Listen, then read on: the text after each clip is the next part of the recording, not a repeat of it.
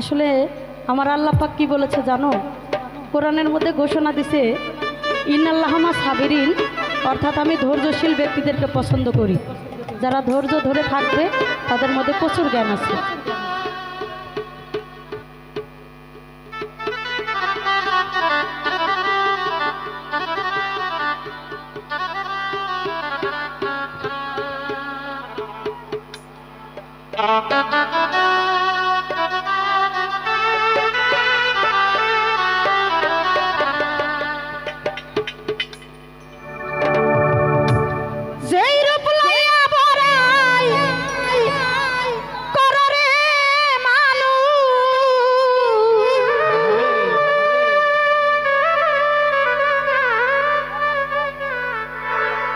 সেই রূপ হয়তো নয়া